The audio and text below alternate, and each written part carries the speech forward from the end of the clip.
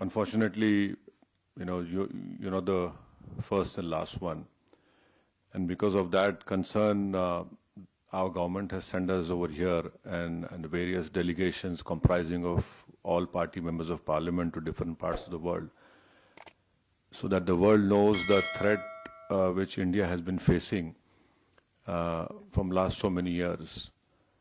And unfortunately, we have lost huge amount of human lives. Innocent people have been killed.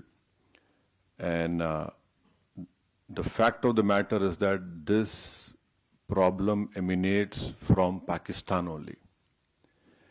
Unless and until Pakistan stops promoting, aiding, sponsoring all these terrorist groups, this issue will not go away. And India has exercised utmost restraint in dealing with this problem. I don't want to reiterate what the head of my delegation, my honorable good friend Jay Panda, has said.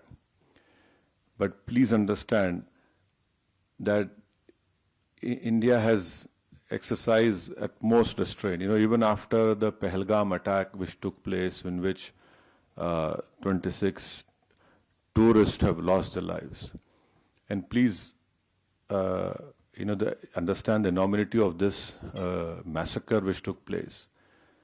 A girl which got married 6 days ago, on the 7th day she becomes a widow. A girl which got married 2 months ago, she becomes a widow.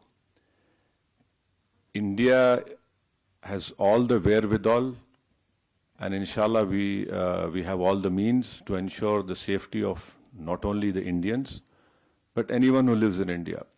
Because if you see on the 9th or 10th of May, when Pakistan unleashed whatever it had, no amount of damage happened in the mainland India. Yes, in the Poonch area, we know what has happened.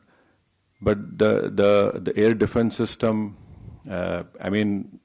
what has been said by the government in the media is that all our technology, all our warfare was able to stop whatever was thrown from a failed state like Pakistan. You're absolutely right, a bomb blast took place in Rameshwaram. Those culprits have been caught. And let me also remind you that the 26/11 incident which took place in Mumbai, Ajmal Kasab was caught. Ajmal Kasab was given all the due process of the law, wherein Ajmal Kasab went through all the legal process of our country, and ultimately the court gave him the punishment. Even after that, the Indian investigators gave all the evidences which was required to the Pakistani government. They had given proofs, audio recordings. And can you believe at that time when this 26/11 incident took place, the Pakistan foreign minister was in India. So this is a state which is not at all connected. It is not at all concerned about the safety and what the message that goes out. But unfortunately, because of Pakistan's intransigence, that trial didn't go further up. But when Bahrain was heading the FATF committee and Pakistan was put in the grey list, that trial proceeded. And after that, Pakistan came out of grey list, and unfortunately those people were convicted only in money laundering, not in terrorist charges. And there was a UN designated terrorist called Zakiur Rahman Lakhvi. I don't know where in the world the prison system is such that Mr. Zakiur Rahman is a designated terrorist, and by being in prison, his wife gives birth to a child. Now this is what Pakistan's legal system or the support of the state is concerned.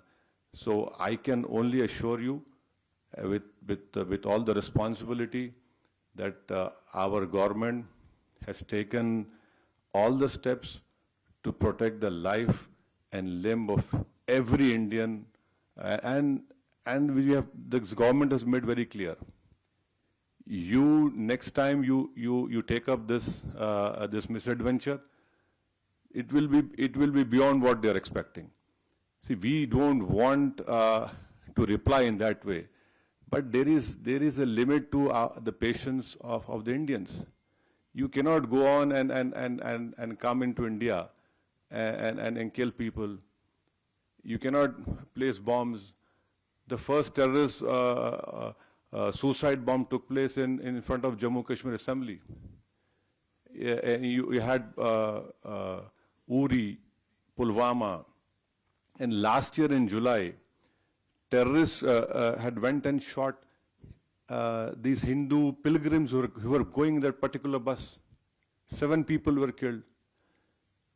So now I think there is unanimity in our country, irrespective of whatever political affiliations we belong to.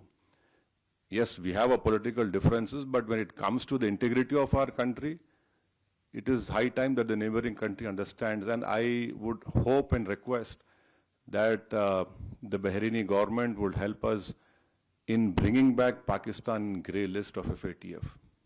Because this money has been used to support those terrorists. And I'm sure our chairman, my friend Jay Panda must have told you that when we had bombed those 9 terrorist sites, especially Bahawalpur of LET, how is it that a designated terrorist is offering namaz-e-janazah of those people? I mean, there is a limit to this shamelessness.